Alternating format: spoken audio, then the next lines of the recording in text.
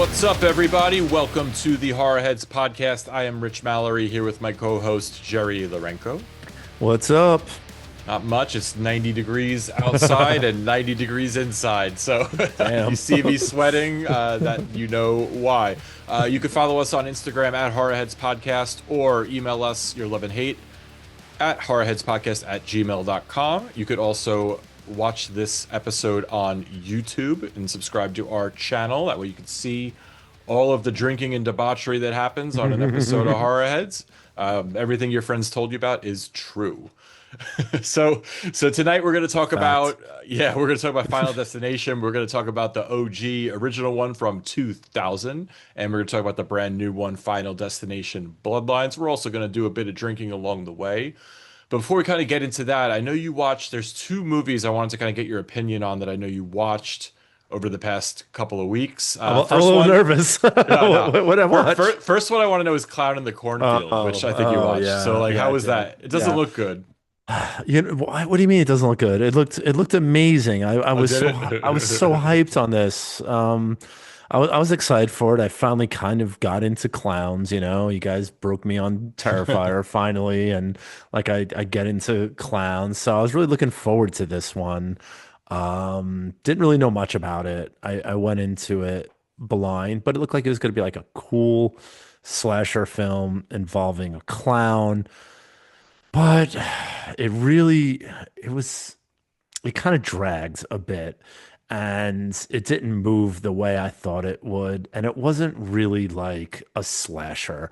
I don't want to ruin the reveal or anything like that. I don't want to give away any spoilers, but I could just say that it wasn't a slasher clown. And I was really disappointed about that because I feel like that would have been like a lot more crazier and shocking than the direction that they did go in. So it's just something in a cornfield. Well, it is. I don't want to ruin anything, because like it does reveal like at the third act, and it kind of changes like everything that's happening, and you're either going to be like, "Holy shit, that's awesome," or "Holy shit, that sucks." And I was the latter. Yeah. Is it gory? Like, is it violent? Like, yeah. There's some good stuff in it. Definitely some good kills, but it never really, I mean, it goes back to like what is happening with the actual killer. So, you know, but yeah, there are some good kills. Honestly, I think at one moment, like in the middle of it, I think I fell asleep for like 15 minutes because like all of a sudden I'm like, what the hell's happening? And you know, I'm not insane. So I think I might have like kind of nodded off for a minute. So it was like, I guess that level of excitement for something that I really want to see, I kind of nodded off on it. So it's not that cool. Would I recommend it? I don't know if I haven't really heard anyone talking too much about it since it came out. I heard everyone talking about it before it came out. So I think that might be the consensus that everyone was like a little bit disappointed. I mean, that's kind of great that you're able to fall asleep. It's really hard for me to fall asleep while I'm watching a movie. And this isn't horror, but I tried to watch Mickey 17 recently, and I tried to fall asleep. I was like, you know what?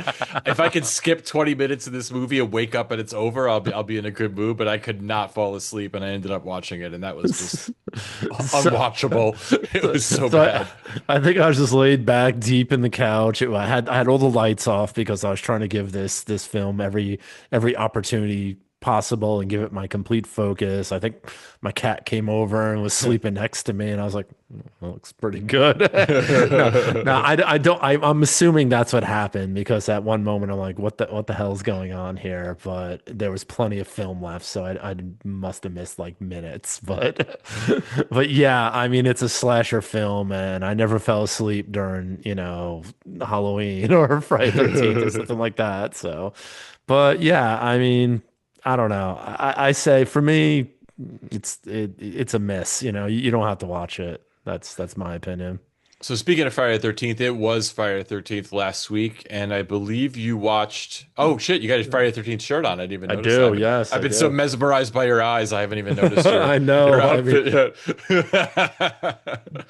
But yeah, I was celebrating. I'm still celebrating the holiday a week later. You know, because that's how I roll. So it's Friday the 13th. I know you went out, had a bunch of drinks, came home, and then I think you were gonna watch Jason Goes to Hell. Did you end up watching it? I did. I Okay, did. I'm gonna tell you about my. I've tried to watch Jason Hell probably two times over my life, and both times I turn it off 20 minutes in because I think this is Mm, just absolutely ridiculous and dumb. But did you finish it, and what were your thoughts? I did, and it probably wasn't till close to the end of the film I realized I have seen it before. It is definitely my least watched. Yeah, it's not that good. Jason dies Not in the that good. That's beginning, nice. and then he shows up like in the last maybe 10 minutes of the film. He comes back, but like for like a good hour and change, he's just like non-existent. If you're watching a Friday 13th. You want to see Jason. I That's think the only that's reason to yeah, watch. I Yeah. think I don't think they're like deep enough as far as plot and acting. I don't think to keep you kind of locked into the film. So I think it needs some Jason and not having him there was kind of annoying, but there were some crazy kills in it, and there was a lot of gore and a lot of blood. It just wasn't Jason that was doing it. So it was, I mean, it was okay. I don't remember it that accurately because I was pretty disappointed after watching it, and I ended up watching like three others like right after it. So I ended up watching four that night once I got home. So I was like up all night, basically just watching these films. But yeah, probably watched it 15 years ago, maybe 20 years ago, and now I know why I don't watch it. Yeah, it's like So. I would love to be in that pitch meeting. It's like, all right, we got an idea. We're gonna make another Friday the 13th movie, and we're gonna kill off Jason in the first 5 minutes. Like what a I, stupid idea. Like I again, mean, maybe the movie's like could be good if it wasn't Friday the 13th, like and then maybe I give it a chance. But like once they blow up Jason with like I believe like a bazooka or yeah, something, yeah, I it's like where I give the it army five more comes in. minutes. Yeah, I Yeah, give it's five like more minutes and then I'm like, you know what? I don't give a shit. I'm just gonna watch something else. So um, maybe sh one day I'll actually give it a chance, but I doubt it. shockingly, a lot of people out there tend to think that that one is better than Manhattan. And I don't know. I think I have to disagree with that. I think Manhattan is probably not one of the top four, Manhattan is pretty but terrible, so I don't know. but I still think it's better than this one because there is like a bulked out, scary Jason like on a boat. I mean, that's kind of cool. This one didn't have really Jason at all. Like again, you saw him in the first 10 minutes and then maybe the last 10 minutes and that was it. So I think I've yeah. only seen Manhattan all the way through once, and I know I saw it when it originally came out. I remember going to the Mm. theaters to see it when I was like 10 or something like that. And then I tried to watch it years later, but it was one of those where I like watched it and like was like, this is dumb, and I turned it off. And because it's like, look, there are so many Friday the 13th movies. Like, why would I watch a bad one? I'll just go watch a good one. Like they're all the But same. It's not like there's like a crazy plot. Like it's Jason killing a bunch of people. but there And isn't there isn't enough though. There's only a couple, and it's like a lot of them you watch too many times, so you kind of have to watch something new. I think last Friday the 13th, I watched Jason X. yeah, we You did it on know, the show. I think we talked yeah, and about it's it. like, it's so if you take that one out of the mix, all right, what are you really left with here? Like, how many are you Two, really? three, four, You're five, left with and 10. I You're like left, seven. yeah, Yeah, you're left with and the 10. remakes. Yeah, you're left with 10 total. And if you don't include like Freddy vs. Jason, so let's just say there's 10 total, and like really, how many are you gonna watch? Like four? I watched the same So four you over and you've over been again. watching four since like 1988. You You know know, what though? And I'll do it again. It's funny. it's I'm almost 40 like, years, and it's like yeah. you just need like more. You just need to watch something different, and I think that's what really kind of made me seek out Part Nine because I'm like, I know all of them. I just don't know Part Nine. I don't even know the name of Part Nine, and I'm Yeah. like, oh, that's Jason Goes to Hell. I was shocked. I mean, look, Pluto was like marathoning them, and I started at part four, and I made it Hmm. all the way through part seven, and then I Wow. went to bed. So I watched four. I guess I watched four of them.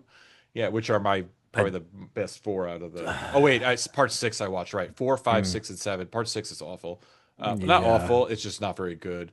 But anyway, if you want to hear more about us talking about Friday the 13th, we did do a Friday the 13th episode, which is a classic. So look that up. Since I did say it is 90 degrees in here, my ice is Hmm. like totally melting, as you see here. There's a big thing of water right there. So I'm Man, going to sip that water and then I'm going to pour some bourbon. that's Actually, so I don't have bourbon. What I have tonight, I'm still doing the Irish whiskey thing, and I have Trader Joe's what? Special Reserve Irish whiskey. Yeah, I bet it's special. Which I believe was like $12. And let's see how it is. First, let me sip this water. Wow. All right, now I'm gonna pour this. What do you got there tonight? I You've been doing some oh high end stuff lately, and I've yeah, been doing the cheap stuff. I got something crazy over What do you here. got? Like I got Savage and Cook. It's called the Burning Chair. Oh shit! So looks like this. It looks like the 19 Crimes, like wine bottles. So Like very not interesting. the bottle, just the design. So this is actually a California bourbon, and it's finished in Cabernet barrels. Okay. It's 88 proof, so it's got a little bit of kick, and I bought it on a whim because I like the bottle, and it has like a really interesting cork. So this cork is almost it's like glass, the cork. Oh So what wow. I'm holding is very heavy, and it locks. It like really here. Let's see if I could get some ASMR. Can you hear that? No, I don't So hear anything, so I'm oh, gonna you don't edit that hear. out. Yeah, so hopefully it Yeah. works and you really hear like that click. It like snaps in. It's like glass locking into glass. So it's pretty interesting. I tried it before. It's not the first time I'm trying it, but I haven't drank it in a couple weeks, so I'm gonna be surprised when I take a sip right now. All right, let's do it. Cheers. Cheers. Mm. Oh yeah. Whew. How was that? No, look, I'd tell you what, man. Like these, like Irish whiskey never disappoints. It's usually fairly cheap and it's drinkable. So this, I wouldn't say I like it as much as I like the proper 12 or what was the other one I had the other day? Caliger's last episode. But Yeah. it's good. It's got like a little Hennigan's. bit Hennigan's. It's got a little bit of that chocolatey taste. It's like light, it's easy, it's smooth. I'll be honest, like if you don't need to spend money, don't spend it. Like this is fine. I could drink this. I could drink this all day. I might throw up tomorrow, but I could drink this all night. Yeah, this is super smooth. It tastes like a cab, so it has like a real brandy kind of taste to it. So it's definitely smooth and sweet, like brandy, and a bit of a long burn right at the end. I guess from that 88 proof, it's still burning in my mouth right now. But it feels nice. It's like a burn I like. It's not overwhelming, but it's there, still there, so I like it. And yeah, if you're into like what I would a high a high alcohol content brandy, I would say try this.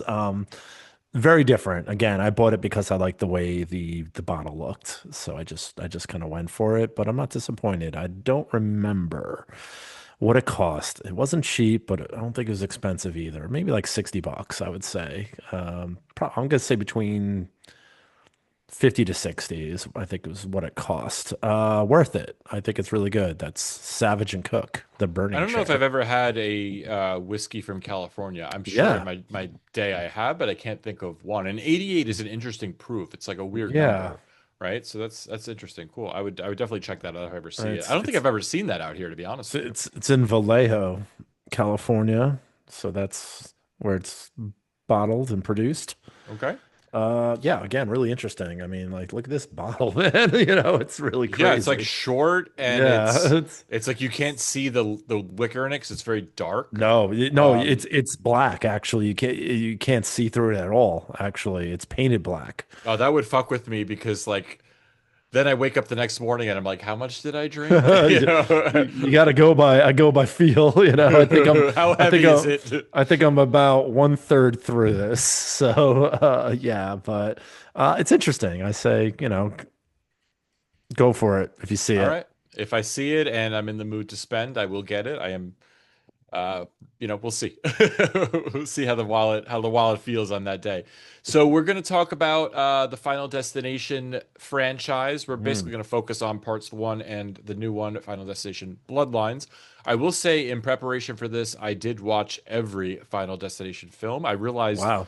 I never saw most of them. I've seen the first one, I've seen the second one, but I don't think I've ever seen the third, fourth, or fifth. So I wanted to check those out. I mean, look, every one of these movies is basically exactly the same, Exactly the right? same. It's It a basically blueprint. it starts off like someone is involved with in a some kind of tragic catastrophe that kills a bunch of people. They wake up and find that it was just a premonition. They freak out, drag a bunch of people out of there, and then one by one, death stalks them. This happens pretty much in every movie. They all start off with this big, elaborate kind of, you know, catastrophe, basically. And so here's what I'm going to do. I'm going to rank Oh. how I feel the movies are, and this is based on me just watching these recently, and also I will say that because I did see the new one in theaters, it like there's a little bit of bias there because it's like Mm. you always feel excited when you see something in the theater if you Okay, like I'm that going to movie. comment about that later on when we're talking about the new one, about the difference between the theater and watching at home. I definitely have a POV about that, but go ahead, go for it. So here's my ranking. I'm gonna say part 3 is my favorite. I think that's Wow. the best one. And by best one, I don't mean it's good. I just mean it's like the most entertaining. Hmm. Then, and again, this could be bias. I'm putting Bloodlines as number 2. I'm putting number 5 as number 3. And again, 5 is very simple. It just was. Hmm. I thought it was fun. I thought it was fun. I thought the kills were creative. For the then I'm gonna put the original, the OG. Then I'm gonna put 2, and then Final Destination 4, which was called The Final Destination. And I'll be honest, that one I actually didn't finish because the kills, there was so much CGI Oh in how God. they did it. It was like almost unwatchable for me. It almost looked like they were making a 3D movie, and I don't believe it was shot for 3D, but it felt that way. It just looked really cheesy. And I'm like, you know what? Like, I don't really give a shit. I'm not gonna watch this one. So that's my ranking. 3, new one, 5, 1, 2, 4. So it's There it's you pretty go. crazy. I actually watched part three, I think yesterday. It was actually on TV. So I was like, I'm gonna watch this. I was kind of shocked that Mary Elizabeth Winstead is in it, and I'm a big fan of hers from Scott Pilgrim movie. That's really where I kind of fell in love with her. I didn't know she was in that film because that was before. It was a few years before. But I thought that one was good, but I'm shocked you gave it number one. I did not watch all of them. I only watched the ones that required, watched part two and part three, and that was it. So, Yeah, I mean, look, they're all basically the same movie, so yeah. it's kind of hard to rank these. Like, we'll get into it when we talk about the original and the new Hmm. one. I think most of the sequels are very similar. I feel like when I rewatch the second one, it kind of gets a little boring and dumb, and I felt Mm. like 3 and 5 were kind of move really fast. They're kind of short. They kind of get right to the point. I loved the opening roller coaster Oh yeah, yeah, catastrophe in the third yeah. one. I thought that was really cool. I thought there were some really unique things that the other movies didn't have, like the tanning bed scene I thought was really Oh. cool and brutal. And there was a couple of other things that I just really liked. So yeah, I would say like it's fun. It's fun, whereas like the other ones might get a little darker in places and things like that. So that's my ranking. But let's get into the ones that we prepped for. So Okay, let's start with yeah. Final Destination, which came out in 2000. Mm. I will give the plot of it really quick. After getting a premonition about a plane crash while on his school trip to Paris, Alex, a high school student, freaks out and saves a few of his classmates. And how he saves them, basically, he freaks out about the plane going to crash, we're all going to die, and a bunch of people just kind of get dragged off the plane and they survive. The plane does crash, and everybody but him and a few of his classmates and one teacher survive. But unfortunately, like you can't cheat death, and one by one, death comes for them all, and they tragically die in horrific accidents. And what I will say, I was thinking it's such an original and creative idea. Like, I hadn't really seen a horror movie like this. I did read that the story for this movie was actually originally going to be a concept for an X-Files episode. And it's actually inspired by a movie from 1984 called Soul Survivor, which is about a woman who survives a plane crash and is haunted by the people that died. So and Death is kind of using them to kind of like fuck with her. So it's not a completely original idea. However, I've not seen that movie, so I can't compare. But it is very different, very unique. It's like a slasher movie, except the slasher is invisible, right? And is Yeah. like a presence. And what I like about this movie and kind of all of the movies, like I'm a fan now of this Mm. franchise. I like it. It creates a lot of suspense, and that like you know one by one these people are gonna die, but you don't necessarily know how. And they kind of do these little tricks, and they get better at it as the movies go. Where like you think death is gonna come from one place, and then it like misdirects and they die a completely different way. So I kind of really like it does keep you guessing. The deaths are usually pretty brutal. People get fucked up and it's like there's a lot of humor. There's a lot of times where people are like, "Oh, like what am I gonna die?" And then all of a sudden something falls on them and It's they like, die. Like, yeah. and they do this in all of the movies, but every Yeah. time it like makes me crack up. I'm like, Yeah. "Oh shit!" Like, It's like so a they running do it. joke. Yeah. Yeah, they do a really good job of like making it humorous while it's not funny at all. They're very serious movies. But like you could kind of like you got to get into them like that, and they're kind of fun. So, and I like what one thing like they really I think every one of them except the fourth one because I don't like the CGI. They get these opening catastrophes really. Oh, yeah. They're so well done. Like this one, the plane crash that they show is terrifying. Like Yeah. the people panicking and like one, but they get sucked out of this like thing and like it's like horrific and I like how they kind of tapped into things that we're all afraid of. Like we're all Yeah. afraid of plane crashes, right? Everybody. Like the Yeah. roller coaster one, like we're all kind of scared something like that could happen. The fifth one, they're on a bridge and the bridge collapses. Every time I drive over a bridge, I think this, like, what if the bridge collapses? Like, especially when you're stuck in traffic. Yeah. Like, You're just so like, what am I? I think And you they feel do a like, little sway and you're like, yeah. uh-oh.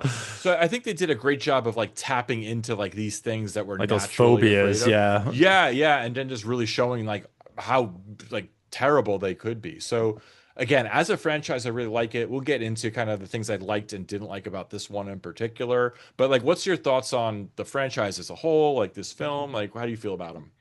Yeah, so I actually stopped watching these like a long time ago, and I think it was maybe because of the feeling it gave me.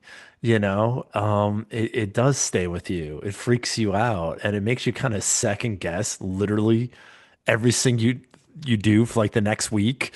Like you're just like, should I be in a car right now? Should I be shaving? Should I eat? Should I walk? And like the most like littlest thing, it kind of has you thinking about it because you're thinking about like a moment in this film and where that was something that I tried to avoid. It's actually something that I like about it now because just like you said, it really taps into like those phobias that everyone has, or maybe it taps into phobias you didn't know you had until you saw it. You're like, oh, I don't like that at all. Yeah. And now you're thinking about it. So it's been a very, very long time since I watched any of these. I don't even know. I don't even know the last time I watched this one. Had to have been a few years after it came out. And what is it on? Its 25th anniversary. Now thinking about it, and I think a lot of things have changed since then. So I revisited Saw and I got into that after revisiting it. And that was another franchise that I kind of disregarded just because I'm like, oh, they're just over the top. They're just trying to make it about the kills and stuff like that. And this one, I was like, ah, this is just over the top. It's just about the kills. But you know Yeah. what? That's what I like about it now. I think they do an awesome job with the opening scene in most of these films. Like it's always like the most catastrophic thing you can imagine, and wherever you think they're going to stop, they take it like three steps above that, and you're just like, what the fuck? Like I can't believe that just happened. And even though you know to expect, you can't believe what's going to happen, you still don't believe that you saw that and it happened. It has like those combination of those chain reaction kills and like all these weird little things that happen that cause like a bigger event, so like a ripple effect. There's like all these different things going on, and I think it's really effective. And now that I've kind of revisited them, I'm getting a lot more into this franchise, and I really liked this first one. I thought this first one was fantastic. that plane leaving a Long Island, Yeah. airport, and then it just kind of like explodes, but explodes in the background, and it's after the premonition, and all of a sudden just. I mean, it's not possible, but there's like that wave that like, blows out the windows and everyone's just like, holy shit, it really happened. And you're just like, oh, that's eerie, man. It's just like you know everything that happened inside that plane because of the premonition. And I thought it was good. I would say a lot of the kills where some of them are some like over the top, but a lot of them are plausible. And you're just like, maybe this could happen.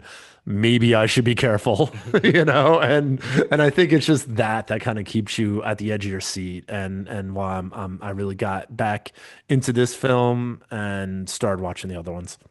Yeah, and I think they get better with the opening sequences like every movie. Like they get a little more extreme. They have like add more ripple effects. Like just like you said, just when you and we'll get to it when we talk about the new one. Just when you think it's done, like someone like something else fucking happens, like Yeah, and then a and bunch it's of like, people what the die. hell? And I feel like they've really kind of ratcheted up. And I'm like you, whereas again, I saw the original when it came out. I didn't see it in theaters, but I saw it when it came out on like DVD or whatever. I did watch the second one when it came out, and then I kind of forgot, and I was like, you know what? Like you said, it's like it gives me anxiety, like it's over the top. And now that I'm like rediscovering these movies, yeah, I really like it for the reasons I didn't like. And what you were saying about like phobias you didn't even know you had. Like, so I went to the theater to see the new one, and we'll get to it. But there's like the opening scene, they're dancing on this, like, they're up high in like this high skyscraper building Yeah. restaurant, and they're dancing like a glass floor, and you see below that they're how high up they are. And I even said in the theater, I'm like, oh hell no. Like, like there's no way I would be on that glass floor dancing. Like that would just never happen. And I'm like, oh my God, I would be terrified like to do that. So it made me think about, and I never really think of myself as like really afraid of heights, but seeing that, I was like, man, I'm not be scared of heights, but I'm not fucking doing that shit at all. So like it really does kind of, yeah, like taps into that. And one thing, like not only like does it put like real life situations and make them a little crazy, there's all these like foreshadowing and like subtle things that happen, and after the movie, like every little thing I'm paying attention to, like I'm like, is that a sign? Like should, like a song just played that like mentioned the word death. just Yeah, like just like like oh, looking am I around. gonna, It's yeah. like, was that the wind? What was that? Yeah. So yeah, they stay with you, and look, for It a movie to stays kind of with stay you. with you is pretty powerful. And like you have to respect that. Again, I could see why people wouldn't like these movies for various reasons, but I also see why they did make six of them. And even though they made the same movie over and over again pretty much, like I get why people keep coming back. And I'm glad they're kind of brought the franchise back, because I probably never would have got back into Oh, this. definitely not. And what I really think is when you watch something and like a week later, you just like it's insane. And like the second one with the log scene and the Oh yeah. driving, I swear there isn't a person our age that gets on the road and you're driving behind a truck or anything like that where you don't feel a little bit of like tension, where maybe if you never saw these films you probably don't think anything of it, but you're like, man, I'm fucking the log's coming off right now, I'm getting out of here. Like, Yeah. and like You're absolutely right. it causes anxiety for the rest of your life. And here's the thing, I work in a skyscraper and I look out the windows all the time. And this is weird. So yesterday I was at work, right? And we saw some activity on the building rooftop across the street. We saw some firemen. So we're like, oh, is that building on fire? So we all walk towards the window and we're just looking, and we're seeing like what's going on, and we don't think it was a fire. But I looked down at the street to see if there was like fire trucks coming.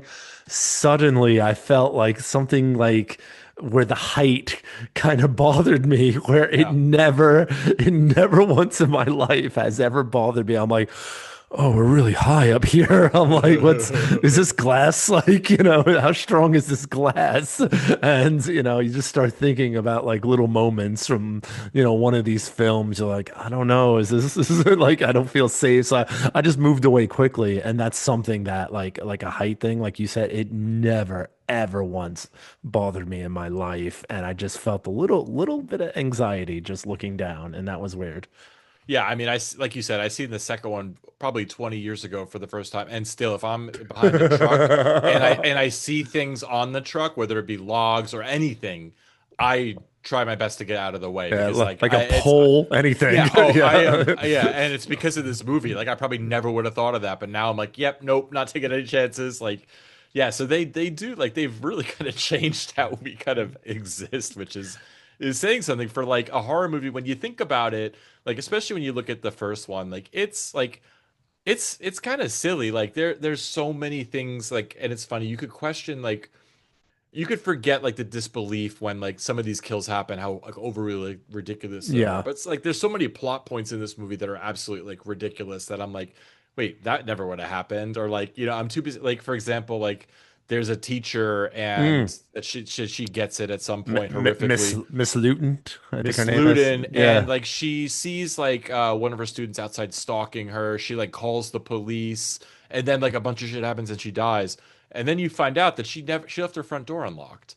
Like, if you call the police because like you're scared that like someone's gonna break in, like wouldn't you go lock the What front do you door? lock the And door you know that first? because like Devon Sawa, the protagonist, like knows or assumes she's in trouble and like bursts through the Or s- door and like so I like my whole time watching this movie I'm like thinking about how implausible some of these things are, but when it comes to the kills, like I don't care how implausible they are. some of So this them are really plausible, like slipping on some soap in the shower, or yeah, I was gonna say and that like so things like that. Like I feel like in a strange event, like maybe that did happen to someone once, it's not common, but they're definitely focusing on things that are out of the ordinary because like death is kind of like figuring out it's like, well, you're not getting away. So these few things are going to line up for you. And that makes you wonder, like a freak accident, like what is a freak accident? When you hear like the details like on the news, you're like, that happened. But I mean, so these things could as even though they're kind of made for like the film to be like gruesome and stuff like that, but I'm sure people have died in like much yeah. stranger ways than anything we could even imagine that what was shown in these films. So it just keeps you freaked out. And I'm gonna tell you about something. We're talking about like these crazy kills and whether they're plausible and things like that, and if you can believe it or not. I really thought the way that Terry died, which was that Dicky guy, Carter, it was his girlfriend. She just Mhm. gets hit by a bus, and I just thought that was just like such a throwaway. It's like why did you waste one kill on that? It just seemed like it was an afterthought. It definitely wasn't the best one. I don't think anyone would think that's the best kill in the film. And I was just really annoyed at that one because it was like right in the middle of the film and you're really getting into all these crazy scenes and then they just like kind of throw that out there. I didn't like that.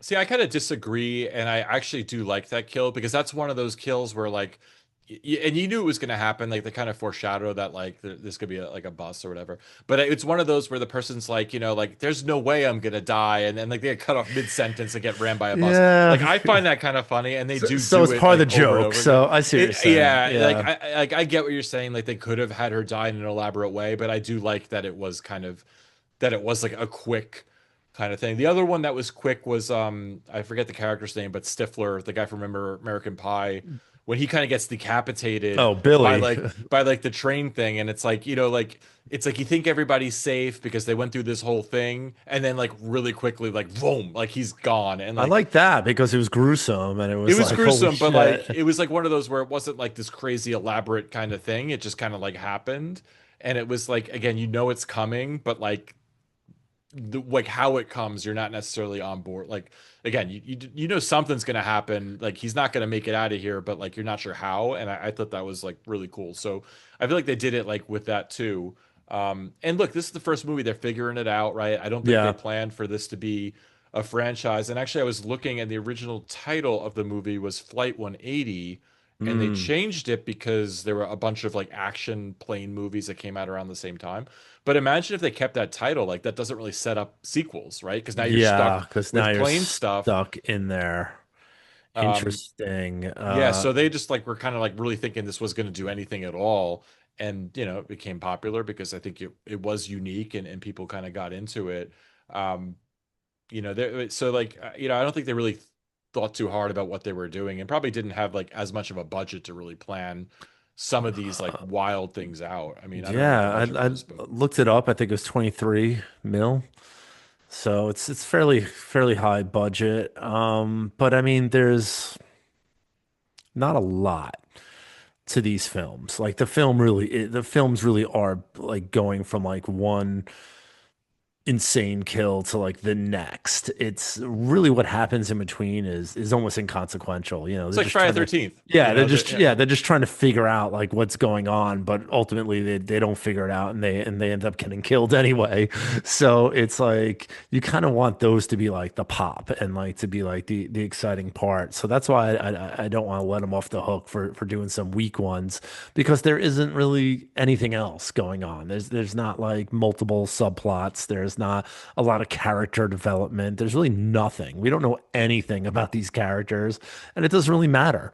It's just are they going to make it or not? That's really what it comes down to. So I want like all the kills to be like over the top, and yeah. So that's just my view on Yeah, I it. feel you, and I think one of the reasons why I like a lot of the sequels better is because I think that's what they went for, right? They like basically said, okay, we're gonna have like five really elaborate set pieces, Yeah. and we're gonna have like 10 minutes of filler in between, but like we're gonna like we know what people want. Whereas I think this one, they were trying to really be more plot focused. And what I mean by that is like you say they weren't subplots, but there was this whole thing that took up a lot of the movie where basically like the FBI for some reason is chasing what's his name? Alex Alex. Yeah. is basically chasing Alex because they think he had something to do with the plane crash.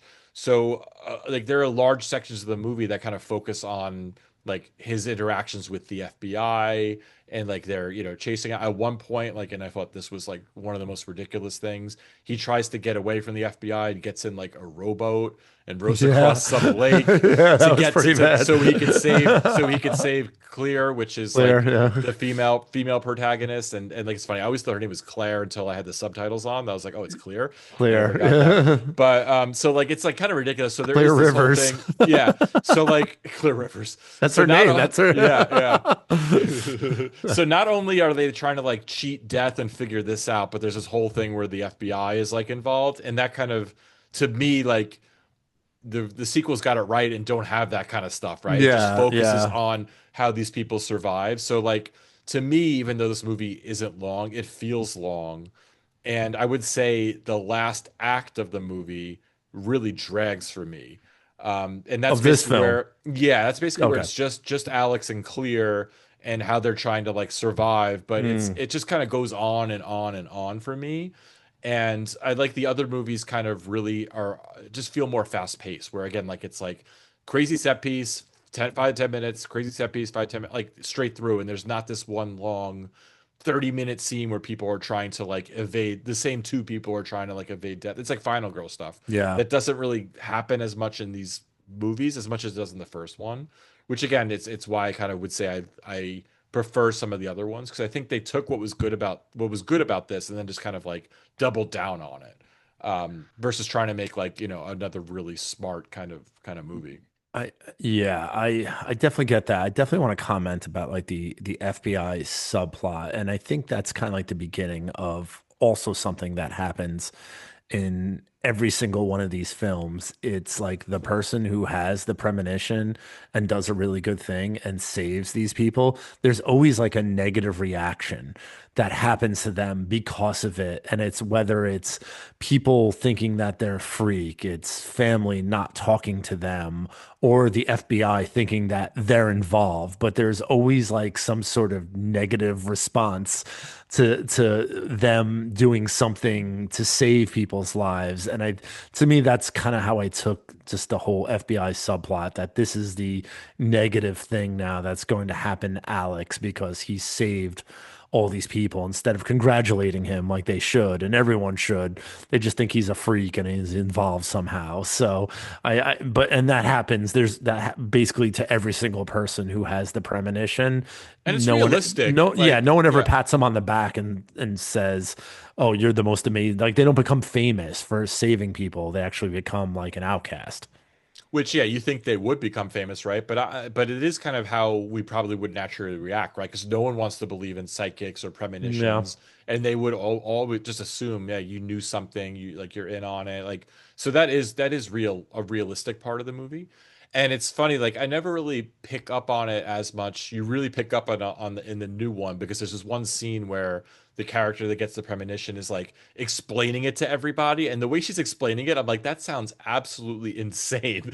Like I'd be like, why are you doing this? I'd be like, what's wrong with you? So like I kind of do get it a little bit, but yeah, but either way, like what I was saying is that whole kind of thing kind of takes me out of the movie a little Yeah, I bit. get it. Yeah. But only because I think I'm watching the other ones that don't have that, and I'm kind of like, all right, let's get to the action. Let's have something happen versus like him being interrogated for the third time.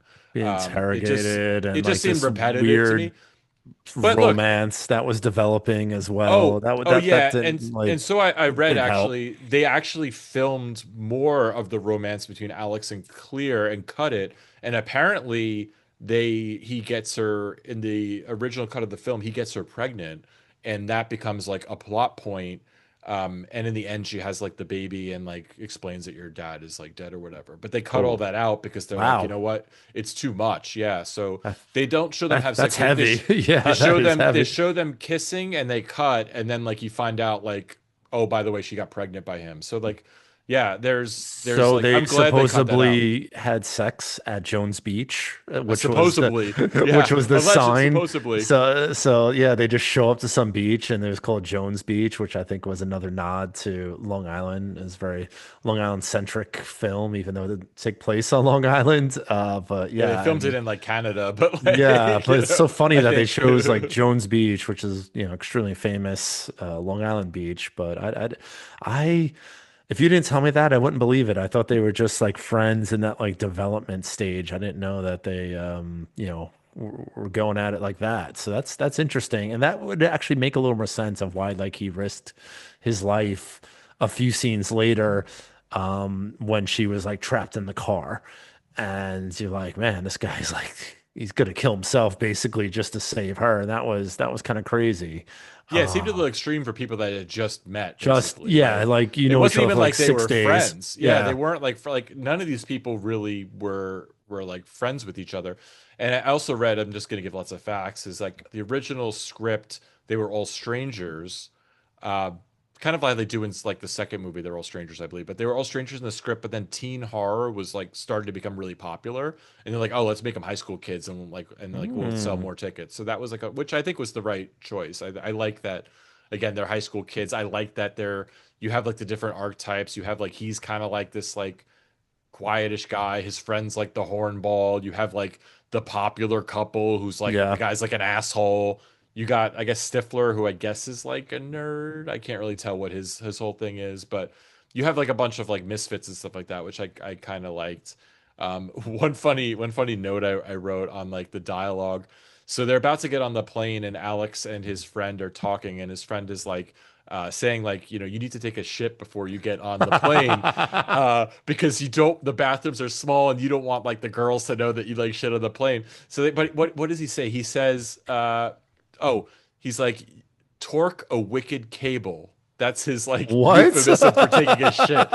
He's like, yeah, he's like, you got to go torque a wicked cable before you get on the plane. And I was like, what Wow. the fuck What does does that that mean? mean? Yeah, I had to rewind it. I was like, I've never heard that before, but that's basically yeah, his euphemism I for I getting drunk. don't I don't think I caught what he said, but I did make a note that he had some hysterical logic about taking a dump on the flight, and it's probably one that I'm gonna go with for going forward, because those toilets are a bit sketchy on a Yeah, plane. if you're on an So international flight, like it's probably a good idea. And like every now and then you will read a horror story that a plane had to turn around because someone Yeah, because blew up the bathroom. I don't someone want did that to be not. me. I don't want to like reroute the flight because Yeah, of my someone stomach. didn't So torque a wicked cable before they got on the flight. So that's pretty funny. Yeah, and I mean, and just really diving deep into this film, there isn't too much to like talk about because it really no. is about the kills. It really is about that, and there really isn't much plot. So I'll just say what I did like is when Alex is staying in that cabin and he's all like paranoid while he's there because he's starting to understand like what death is doing. So he's like kind of like taping all the sharp edges up and he's wearing gloves like while he's opening up a can and stuff like that. And I was like, man, I feel that. I've been cut by a can before Oh, it's and the like worst. it's the like you're like messed up for like a week. So it could kill you. I think it could Dude, kill you. It could get every infected and die. I would say probably every month, maybe every 2 months, when I'm opening a can of cat food, I No. cut my hands on the lid, and The it's a lid. brutal It's cut. I do brutal. It's not a stop brutal bleeding. cut. I will Yeah. So bleed the entire night from that cut, and it's like it seems so simple. It's like, but every time it happens, so yeah. he was thinking ahead. I'm like, that is paranoid. I'm like, but you know what? I get it. I've been cut by a can, and you don't want that. If death is on your ass, you do not want a can cut.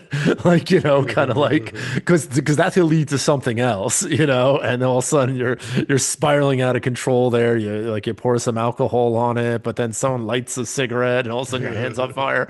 I mean, a lot of things could happen from that. So I was like, at first, I'm like, man, this guy is paranoid as shit. But I'm like, it's smart. Really, really smart. And So look, again, that's what we're saying. What's kind of good about these movies is like they do make you think a bit, and you kind of can relate. And especially if you get in that headspace where you start thinking about it, and like all the things we do, like danger, like death could happen at any moment, right? Like you said, anything could happen. You trip, like that kill. So basically, the first kill in the movie after the plane crash is Alex's friend like slips on some water, falls in the bathtub, and like the shower cord wraps around his neck and chokes him out, which was really brutal. Like at one point, you see like his eyes turn completely red because yeah. he can't breathe.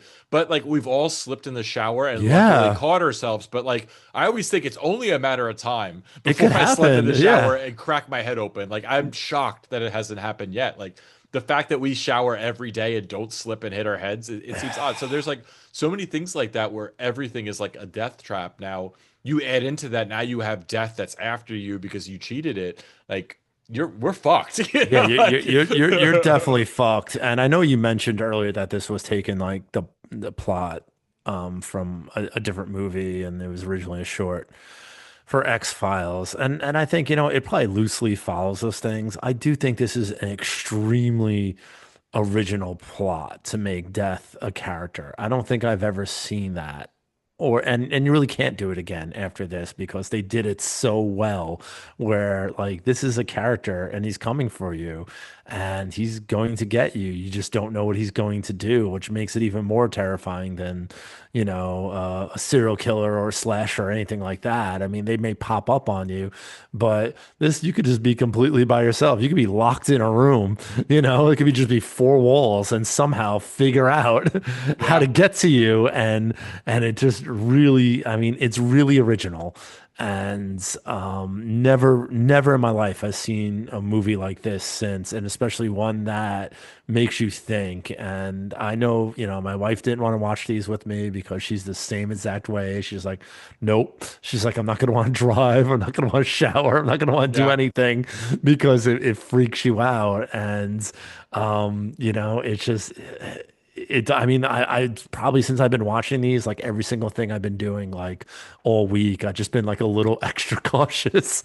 Like when I do it, like getting out of the shower, I'm like, oh man, there's a little water over there, I had to drive, a little bit. I'm like, man, I'm holding on to this steering wheel. It's like, just a bunch of like little things that it's like, why am I thinking this? Like, why the hell am I thinking this? It's a fucking movie. Yeah, and like we're gonna rate this movie now, and like one thing I will say is if I didn't like some of the sequels better because I just think they're more fun or just more entertaining. I'd probably give this a higher rating, but I am kind of Mm, comparing it to some of the other ones because like this one, like like you said, it's very original. It is entertaining. I do like how they like are figuring things out for the first time. Like by the time we get to the second movie, like we get it, but in this movie they're like figuring it out. And like I even like how again he figures out like the order that they're all going to be killed in is based on like the seats that they had on the plane and who would have died first. So like I love how they kind of that's figure that clever. all. Yeah, I love how they all figure that all out and like, so now we know for the future. But, there just are a few things I do think it kind of drags towards the end and I feel like, some of it is like just the writing in general is not so great. So let's rate this one because I definitely am Yeah. excited to talk about the new one. Hmm. 0 to 5 bloody knives. And so just for the people tuning in for the first time, we do play a little trick game on the show, and how it works is the number of bloody knives I give a movie are the number of sips Jerry needs to drink, and vice versa. So, Jerry, 0 to 5, what do you give Final Destination number one? I liked it. I liked it more than I thought I was going to like it. It's not my favorite movie though, you know. It's probably once I get through all of them, I don't think it's gonna be my favorite one in the series because I already think I do like part two and three better. I know you didn't like part two, but I think I like that one better. So with that in mind, I'm gonna give this a solid score. Three bloody knives. I'm actually gonna give it the same thing. Same thing. Like the movie, I think it's good. It's really original. I would probably rate most of the sequels a little higher, just because they're if I'm gonna watch a Final Destination movie, I'm probably not gonna put this one on. I'm Mm. probably gonna put on one of the other ones at this point. But that's what happens, right? People make better sequels and or more entertaining sequels. So yeah, I'm gonna give it a 3-2. So let's cheers to 3 sips each. Woo. Cheers. Cheers.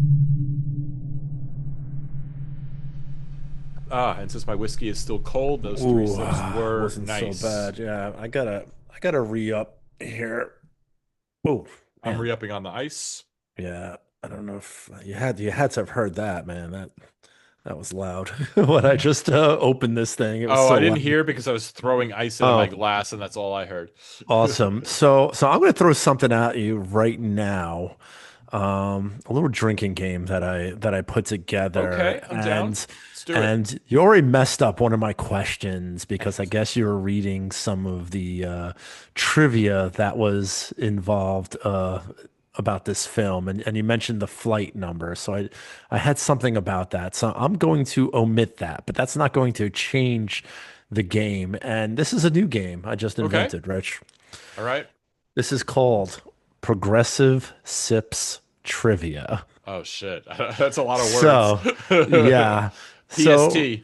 yep. So I have a few questions here, a few trivia questions, and they basically are about just the movies that we watched, so really about either one or Bloodlines and really nothing, like nothing that's going to be too much about the other films. And what happens is question one is one sip, but question two is two sips. Oh shit, this is Question three dangerous. is three sips. Question four, you get it? So it's going to Yeah. progress each one.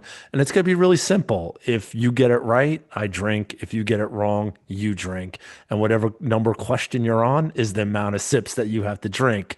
So I did have eight questions because I Oh, didn't, I didn't, I didn't want it to get too crazy, but now we only have seven. seven So sips is seven aggressive. sips is kind of crazy. So So, wait, let me do the math. If I get every one of them wrong, that is oh, 3, 6, 10, 15, 21, 28 sips if 28, I did my 28 math sips. correct. If, Okay. if you got them all wrong, yes, 28 sips. I do think you're well versed in this film, Mhm. definitely more than I am. And the fact that you said you watched them all will help you out just a little bit, but not a lot. So, Yeah. so Look, are you going to play? I mean, that's what I yeah, want to know. Okay. I'm excited by the concept. I say that now. In two questions, I might disagree, but as of right now, yeah, I love this idea. Let's do it. All right. Well, well, So first question, Flight 180. yeah.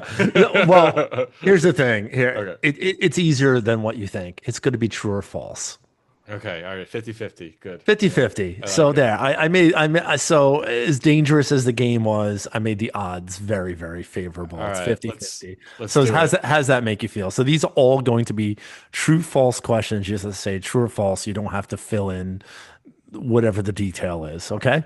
Okay, this could either go horribly wrong for me, horribly wrong for you, or horribly wrong for both of For us. both of And us. all Okay. right, let's do it. All right.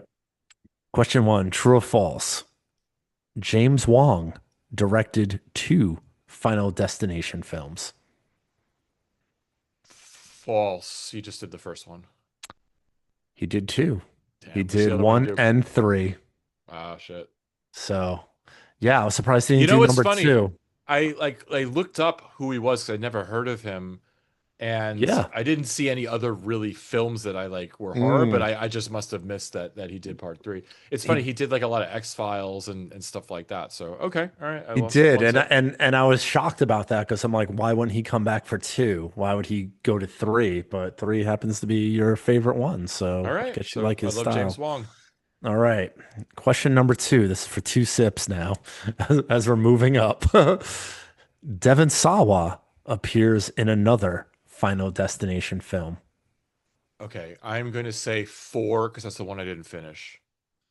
The Final Destination, that one. So you're saying that's true or false? Oh, oh, he appears in more than one. Oh shit. Yes. Oh, I thought you were asking if he appears in another one. No, no, just true or Like false. actually as an actor or like his picture. No, as an actor. Fuck it, I'm gonna say true. It's false.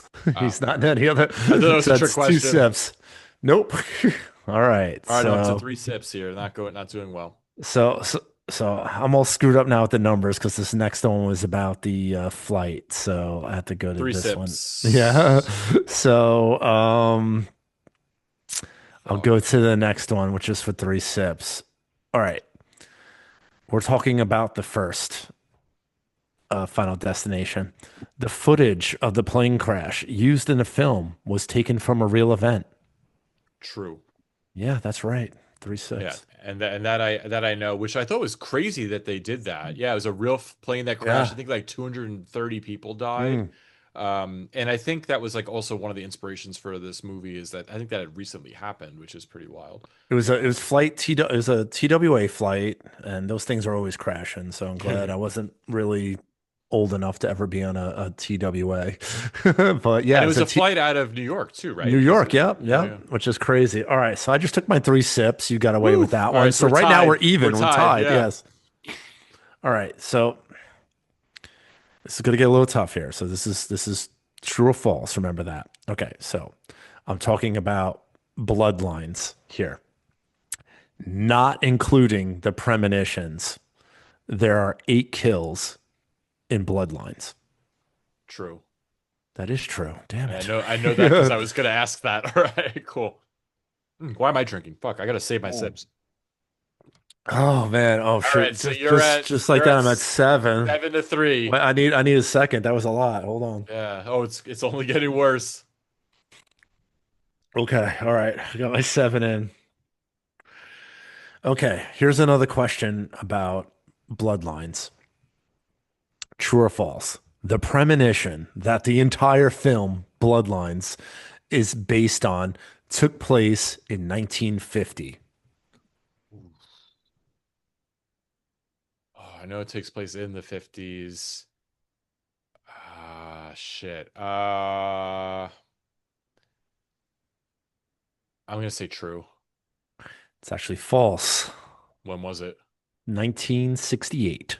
Whoa, I wasn't even close. It does Yeah. feel like the 50s, They doesn't it? say it. They say it later on when They say the year. yeah, they say it when they meet with Iris. So Oh they wow, know. but it does feel Yes. like the 50s. Wow, It I does never feel like got the that. All right. 50s, but the cars and the music were the 60s. So there's a couple hints. I tried to put a big gap in. So that's 5 sips for you. So what are you up to now? So that's five. I'm Or at eight. you're at Eight to 8. I'm at seven. 7. Okay. Whew. Dangerous. Okay. This might be a softball. I don't know. It depends on what you were really paying attention to. Back to Bloodlines. Stephanie's father in Bloodlines is named Paco. False. That's the turtle's name. Yes. Damn, so that's six for me. Holy cow. So what is that? That's 13 to Oh. 8, Oh. right? 13 to, I feel like I Mm. missed one there. Oh my God. Okay. This is gonna take a second for me to get through. Oof. Mm. Oh wait, no, sorry, 14 to Okay. 14 to 7. That's where we are. Dude, 14 to I 7. can't do math right now. I just took 14 sips. 14 to All 7. We got one more. It's 7 right, I got sips. very little left, so I have to hope that this one works out. Yeah, I mean, if it doesn't work out, you're gonna pass out. So Yeah. All right, so for seven sips, we're back to the original Final Destination, oh fuck. not including the premonitions. There are seven kills in Final Destination. False. Nice. Woo! How There's many are nine. there? Nine. Wait, are you serious? Yeah, nine, yeah. I would have said there was less than 7. I was trying to count. Like, No, there was nine, definitely. oh shit. I must have missed a couple. All right, cool. Mm. All right, either way, I got it right. I Oh my God. survived. I actually have to pour more. This is ridiculous. All right, So I so actually went onto the wiki and I looked at the name of every single person just to confirm that they were a real person that was on camera. So they include a lot that are off camera, but I went just by a character that we know that died on camera. So it ended right. up being nine. Wow. Yeah. So okay, so you just did 21 sips. I did 7. Damn, you I still are got two more to go here. Oh boy. that is fucked up, man. Wow. All right, once again, whew, this game did not You know go in what's my funny? favor. Like if I didn't say the thing on flight 180, I think if you said was it like if you asked me what was the flight number, I wouldn't have got that. I think if you said Okay, so true or false, I probably do, would have got. do you want to hear the question? Yeah, do it. For 25 sips. True For or the entire false? bottle. For the entire bottle, true or false? The flight number mentioned many times in Final Destination that they were kicked off of is Flight 550. I'm trying to think if I would have got it right. Yeah. I think I would have got it right. I think You I would have think? got it right. Yeah, I think it. Yeah, I think because 550 doesn't sound right. I went with something that flowed. So with the flight and the five, that way it sounded like something that maybe you Yeah, heard. So that's no, why I chose that number. yeah, no. I think I would. I probably. I mean, we'll never know. But I think I would have got that right. But if you would ask me what was the flight number, I think I would have struggled. But who knows? The brain is a interesting instrument that we Yeah. have, Ooh, and that was who knows what's in there. Damn. All right. and that was So. one of the most horrible games I've ever invented in my life. I don't know if I'm ever going to do that again, or maybe I'll just keep it to five. Yeah, 7 sips on a question, especially if There were you hit eight. 6 and you hit 5, 6, and Yeah. 7 back to back. Oh, Damn. there were eight. Imagine that. Oh my Yeah, God. that could have gone. So Um, just so you know, that could have gone even worse. You know, so another eight would have been brutal. Oh my God. you would Woo. have cheated death for real if you survived that. And then what did you call the game? Was Progressive Sip Challenge (PSC)? Is that what it was? It was, hold on a second. It's Progressive Sips Trivia. PST. All right. Yeah, I will PST. make sure to bring that back at some point. Progressive Sips When we both Trivia. have off from work the next day. So That let's was so brutal. That was like the worst thing I've ever played in my life. Why'd I do that? I just wanted to do something like I really love the evil idea, but to damn. match the tone of this film. Like they're like the most evil films ever because it fucks with you. And I'm like, I want to think of a drinking game that just like fucks with you. And it just fucked with It me. fucks with So you. Yeah. yeah, It just fucks no, with just me, not you, me. yeah. No, So that's I it. got So away unscathed. yeah, she avoided death. All right, so let's talk about Final Destination Yeah. Bloodlines, which just came out. It was in theaters very recently, just came out to streaming, released 25 years after the original, 14 years after Final Destination 5, which is the Wow. longest gap in the series. Every other film has been 2 to 3 years apart. So I'll give the plot really quick of Bloodlines. A teenage girl, Stephanie, has recurring nightmares of a tower collapse in the 1960s. I had it written down, so god damn it. Oh, I literally had it right here, and oh, I would have had it, damn it. Tower collapse oh. in, as we know now, 1968, and discovers that these nightmares are a premonition she inherited from her grandmother, who was there and had that premonition. The grandmother predicted the collapse of the building and saved a group of people from death. Decades later, Stephanie, the granddaughter, begins to have visions of her family members dying, and she realizes there's a sequence and must fight to prevent death from reclaiming her family's bloodline. And basically, her grandmother Iris survives, is pregnant with her, and has a baby, and continues to cheat death. And once Iris dies, death comes for everybody in the family who probably shouldn't have been born. One thing, what I will say about this movie, the opening scene, which is like 20 minutes long, Oh of that yeah. tower collapsing, Yeah. which we'll get into in a second. I will say every film starts with a premonition and something terrible happening. I liked how they did this a little bit different, and that the person that survived and had the premonition isn't really the protagonist. It's her granddaughter years later, which I thought was a nice, different kind of twist on the film. Talking about that opening premonition, it was fucking awesome and the Oh best one yeah. out of all of the Epic. ones in the movie.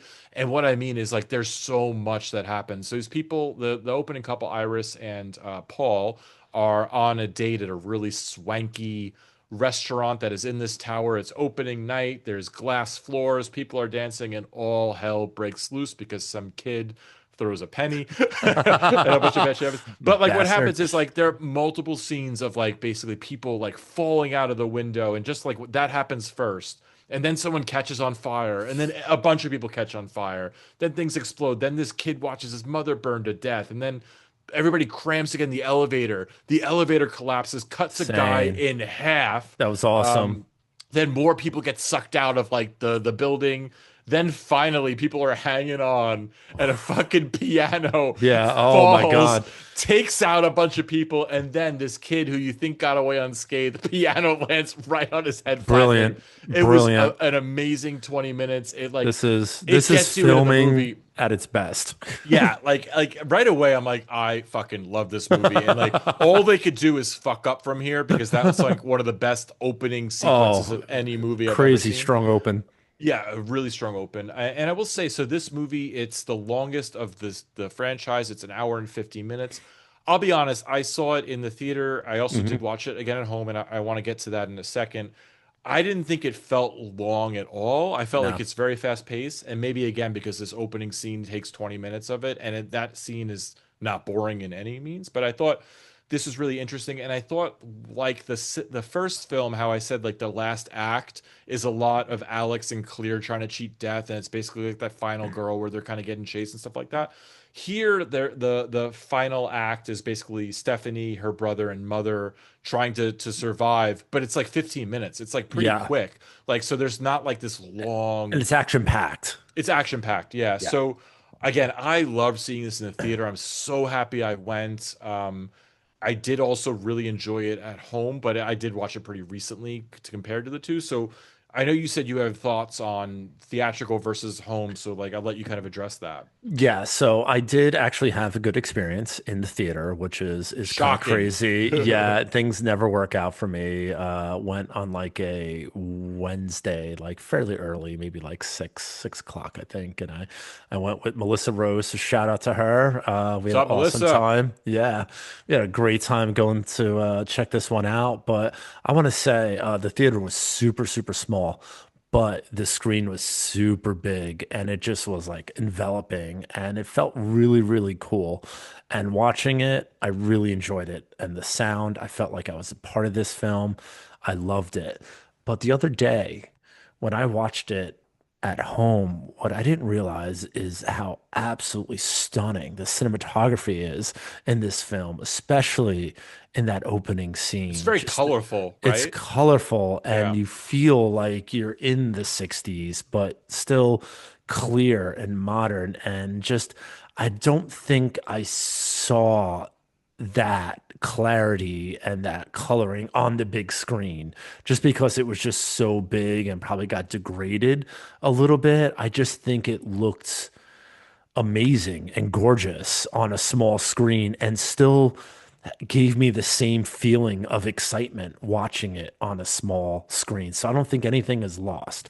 I'm happy I got to see it in the theaters and to check that off. Maybe I'll catch a few more films in the theaters now that I, you know, Survived.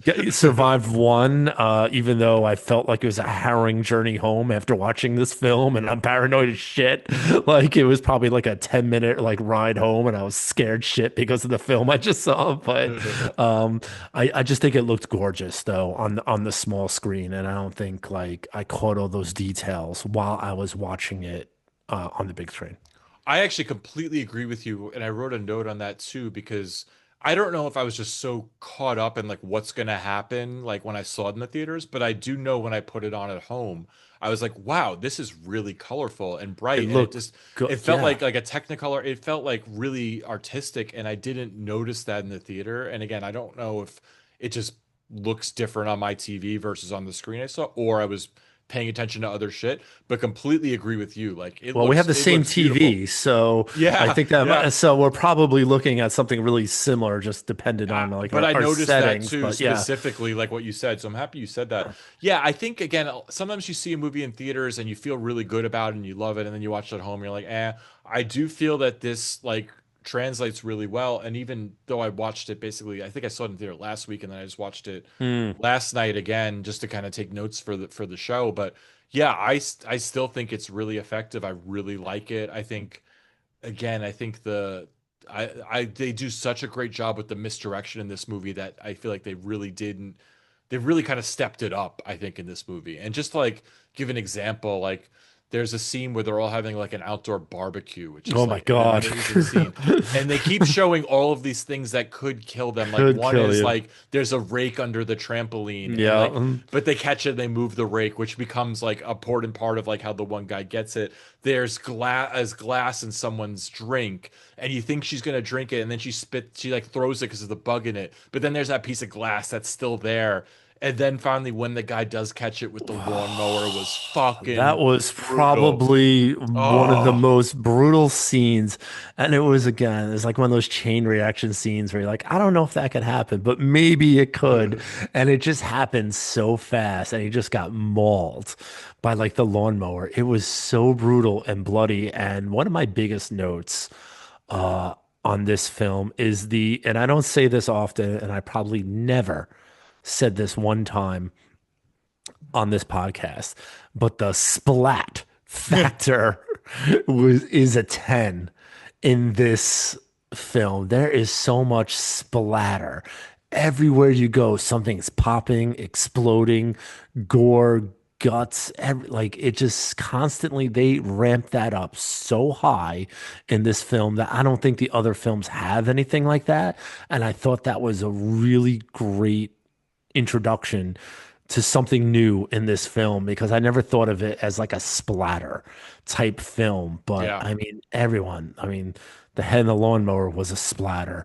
Everything that was happening at the Skyview, there were bodies that were just splatting onto the sidewalk. The I mean, garbage truck, the you know. garbage truck, the piano, there was splat everywhere. And again, it's a word I'll probably never use again. But this film, like, really had that. And I give it, at a 1 out of 10, I give it a 10 because it was crazy and I wasn't expecting it. And I was like this fucking like I couldn't think of another word to explain. I'm like, this is Yeah. crazy, you know? And they really get the humor too in it, and like just like with how the kills are and kind of how people react. And like one thing that really stuck out at me that made me laugh, there's one scene where Stephanie's trying to like convince one of her cousins like about like that this is happening, and she's like, be careful, and he's like, why? And she's like, well, you know, that person could kick the soccer ball Oh yeah. accidentally, and then it could hit a leaf blower, and then this could happen, and this could happen. It's like she tells this ridiculous thing that could happen, and like you're just like, okay. And then literally 60 seconds later, it happens to like It somebody else, happens. and it all happens in the background, and you're like, holy shit, I'm like, like because it sounded it, so ridiculous, but then it actually happened, and it it made looked sense like great. when It it looked happened. great when it It was a happened. cool like way they And kind of shot that scene. I thought that was really that clever. that might be my only thing with this film is there were a lot. of characters in this film. So yeah, I mean, there were a lot of cousins, there were a lot of aunts, uncles, mothers, fathers. I mean, there was like multiple families involved. And I get it, it is called Bloodlines, but there was like, like I would say, an incessant number of characters in this. And in the beginning, you're not really quite sure, like, all right, is this character going to be around for a few minutes? And are they important?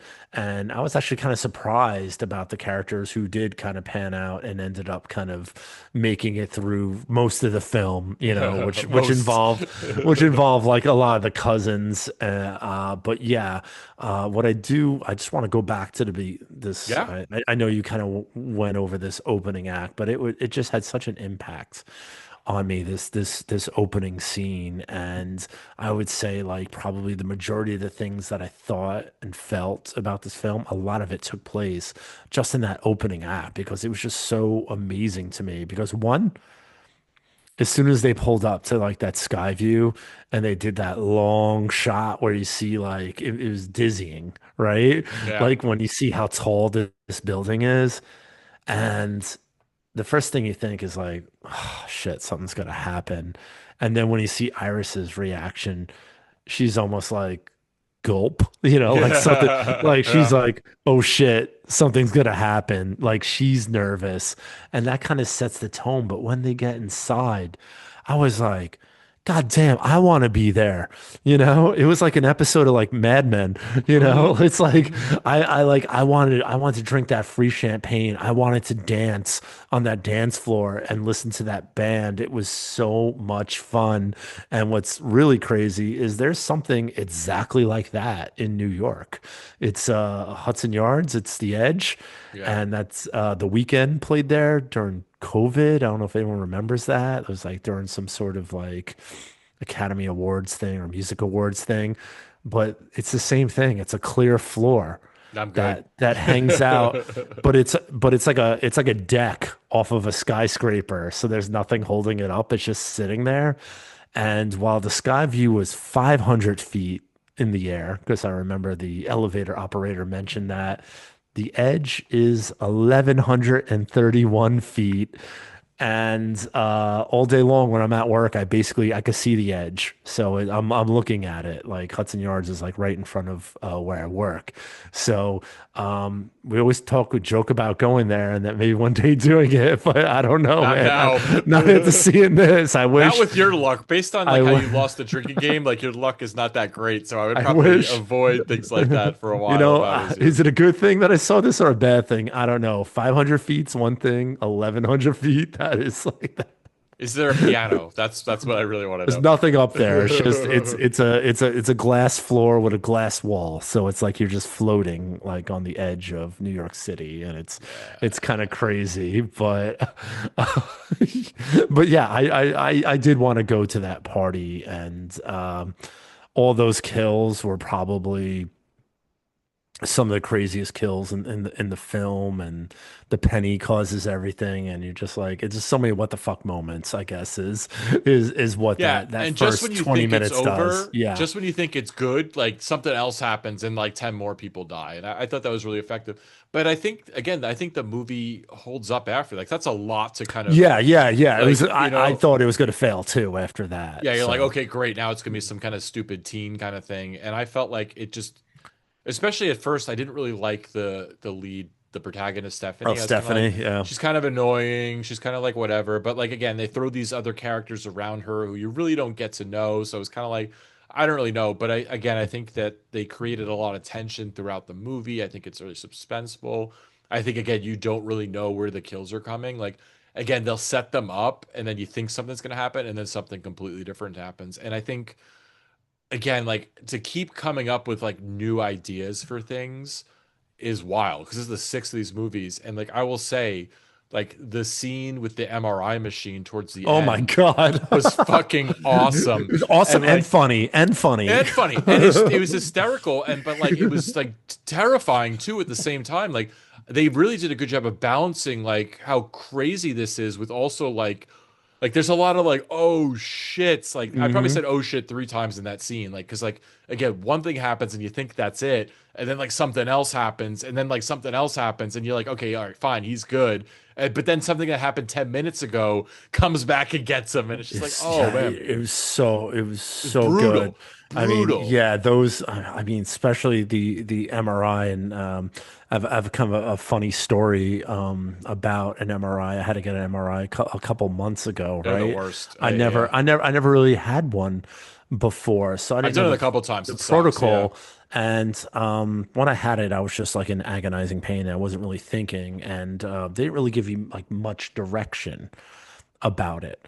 So I get into the MRI, and about 5 minutes into the MRI, I took everything off. I took my belt off. I took like my watch off, all the obvious things, my wedding ring. But what I didn't realize is I keep this ring on this finger, Oh shit. and I don't think about it.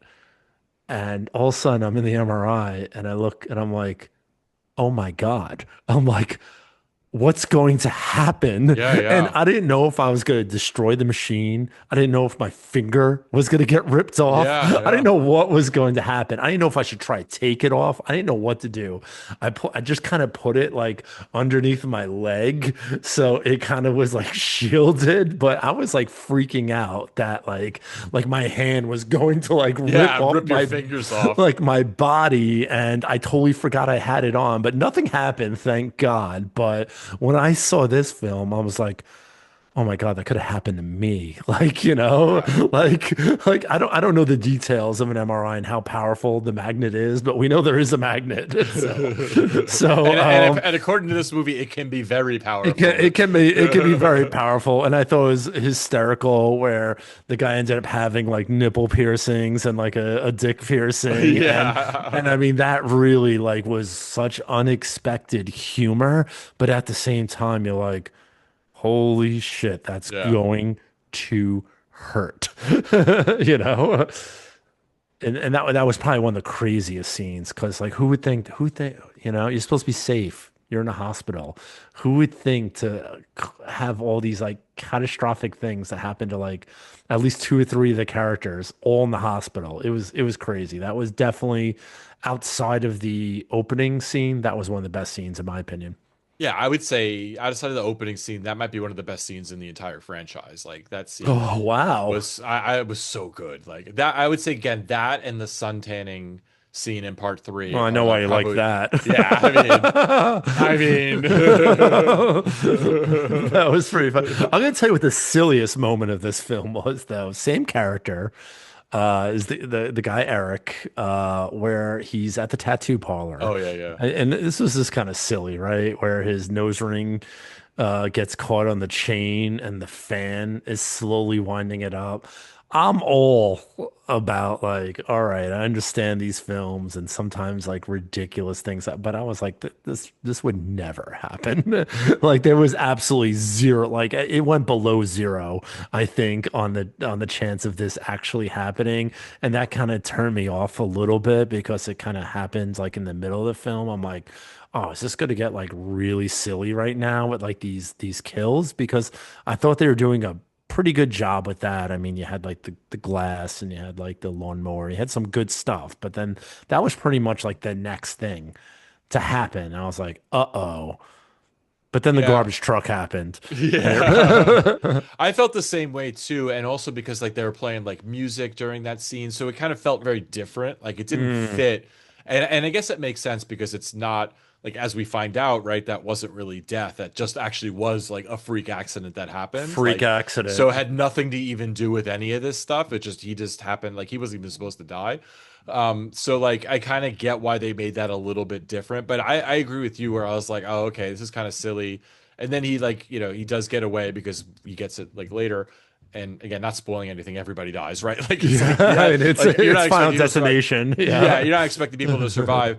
So like I was kind of feeling the same way, but then like you said, like literally like 5 minutes later, like something insane happens, and then like again, the movie doesn't really let up. Like again, It are there doesn't. times where nothing happens? Sure, but like you're still catching your breath, like it takes a while to like because like at 5 minutes after that scene, I'm still thinking about it. I'm still like, oh my God, Yeah. she really got crushed by that garbage truck. So like, even if there's like a lot of talking and stuff in between, I'm still thinking about that kill. So like, I'm not bored. I'm not bored at all. You're not dropping down.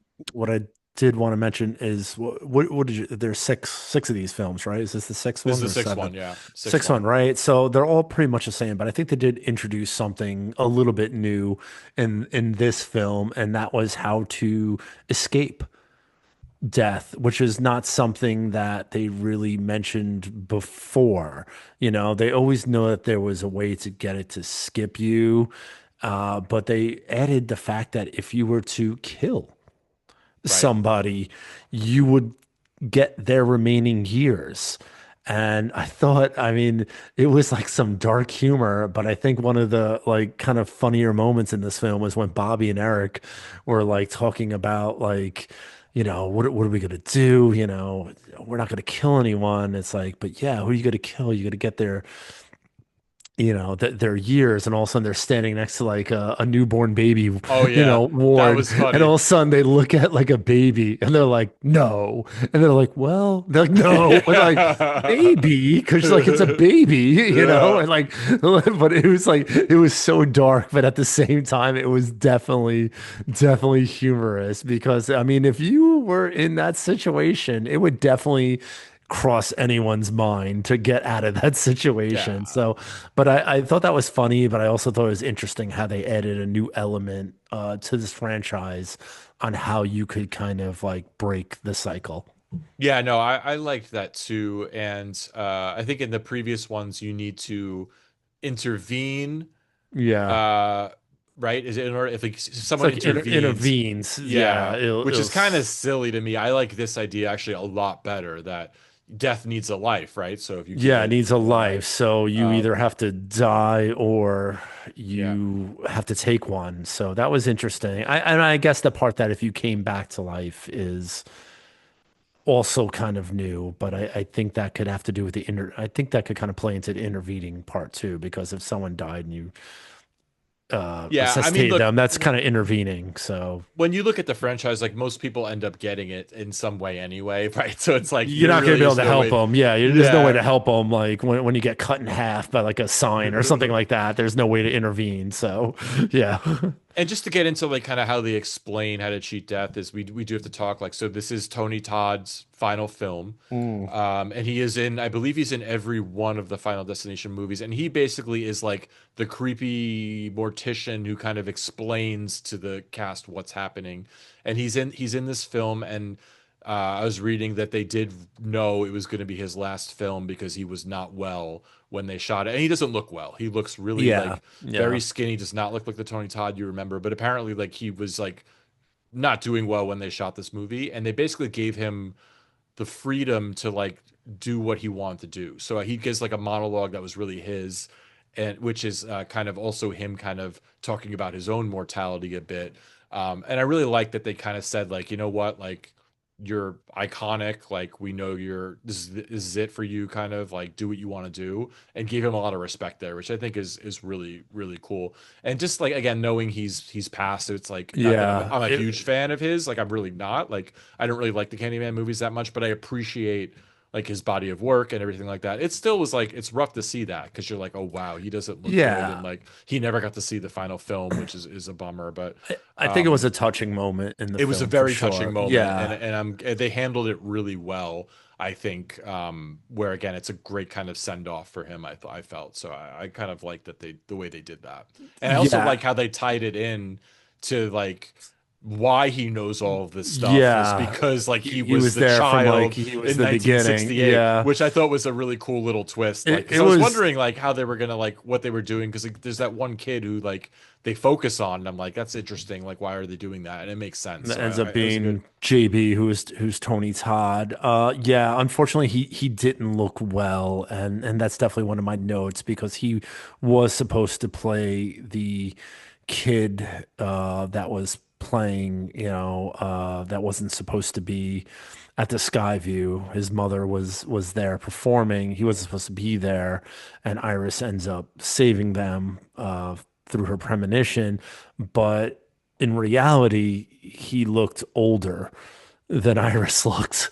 And I'm speaking like actor wise. He was supposed to be playing the kid when she Yeah, was he's supposed to be already, like 20 years younger than her, but yeah. yeah. And in reality, he did look much older than the character that played Iris, who should have been much older than him. And yeah, so I think it was great, and he says like a lot of like really like kind of like uplifting kind of like monologue that really makes you kind of think about your own mortality, especially thinking about like what he was going through. So definitely a touching moment in the film, and for a Final Destination, I mean, when you think about like the caliber of Right. film this is, I think it was a big moment. I think it was a big I agree. moment for them, and I think it elevates this film to another level, and not surprising at all. Looking on IMDb, this one has like one of the highest ratings, and it has a really respectable IMDb rating compared to like the other ones. So people are really taking this film for something a little more elevated than maybe like what the franchise has been in the past. I think it got like a 7, and there's not, there's it's really the horror movies that Yeah. people like that get like a Yeah. 7, Yeah. so just the big ones you hear about, get numbers like that. So the fact that this is being respected like that, and the fact that they gave Tony Todd that spotlight, I think for me, it just makes this film even better. Makes me like it even more. Yeah, I agree, and I think it's like the highest box office out of any film in the franchise. I know it did really well, like Really? Wow. surprisingly well. Like, I don't think they expected it to do as well as it did, but I think it did really well because it's very well done. It's again like when I heard about this movie, I was like, "Oh, great, another Final Destination movie. Who cares?" Like, I wasn't really Yeah. that interested. Yeah, I But wasn't then I interested either. but Yeah. then I started seeing some clips and trailers, and I heard some things, and I was like, okay, I am interested in checking it out. Then I rewatched the other ones. I was like, okay, I'm a fan. I'm gonna check this out. But still had pretty low expectations. I'm like, because it's just gonna be like another reboot or requel or whatever. But yeah, I thought it was really well done. I thought the cinematography was really good, like we said. I thought it was shot really well. I thought they did a great job of combining the humor and the suspense. Like I thought it was very creative. I did like the characters, even though they're a bit like quote unquote kind of annoying, but I got into them. Like I was kind of like I kind of got into it. Although the one character, not Eric, but the peanut allergy Bobby. guy, yeah, I Bobby. couldn't really tell like how old he was supposed to be. I'm like, is he supposed to be like 14 or Can't 30? Like, you know? I couldn't He was like a tell, man but boy, you I know? was just like, in my opinion, they were kill bait, but they're all elevated Yeah. kill bait to me, because you did kind of like them. Like I did like that guy Eric with the Yeah, yeah. tattoos. He was Like funny. He he was was like a dick, and he was like stupid, and Charlie, the brother, Steph's brother. I mean, they all kind of had like a little quality that like you kind of liked about them. Even like Darlene, the mom, like they're like, she was willing to sacrifice her life and live in that cabin just basically to take over for Iris, and what like Iris was doing to kind of save the family. And there's like little qualities that make you like the characters and also give you some insight into like their background. Obviously Eric was like really kind of protective over Bobby because of his peanut allergy, and there's just like a little details like that made you like the characters a little bit more than I expected to like them, because to me I'm like, all these people are kill bait. I know these movies. I know what's going to happen. but somehow So you're kind of rooting for them, right? Like I you for a want to minute, see them die, but yeah, yeah, maybe for a like you minute want I to see them did. get it, but you also kind of like Uh, are like, you know what? If he survived, it's probably not the end of the yeah, world. But I'm glad they died. yeah, when it comes down to it, I'm a horror fan, and Yeah, yeah, I'm rooting for the bad guy. If I want to watch if I want to root for a good guy, I'd watch a different type of movie. One yeah. thing I found interesting about this particular film, and talking about all the highlights that we're mentioning about this film, is there are actually two directors Mm. for this film, Adam Stein and Zach Leposky. I mean, I have a question for you. I mean, what would be the benefit or of having two directors? I don't understand how that would work, or I mean, or sharing a vision or opposing a vision. I mean, do you see any way that actually benefits the film, or do you think that one person ultimately just ends up taking the lead and the other person is really just there to like assist? Like, in your Yeah, opinion? I think the only benefit is if you want to like go do nothing for a while. Like if you just want to take a break, like there's someone that can handle everything. I do think, it becomes it's very challenging to do two people, especially if two people have very strong visions. I think Hmm. it could work if one person is again the lead and the other person just like goes along with it. I will say the first film I did You co-direct that film. co-directed, yeah, you did co-direct, And right? That's what I was yeah, asking. Yeah, and what ended up like happening, like it was good in some points because there was a certain thing I couldn't do everything. It was my first film, so I was kind of like learning, and I was like, okay, you know what? Like it was a female co-director, and like there were love scenes and stuff like that that was helpful to have them kind of take over on. However, I will say it did end up where I ended up kind of taking charge and kind of having to be like, this is my vision now, and this is how we have to do it. And, it was a long time ago, so I don't remember all of the different fights and nuances and stuff like that. But like, luckily, the other person was kind of able to step back. But I felt like otherwise we would have butted heads a lot yeah. because, Like what?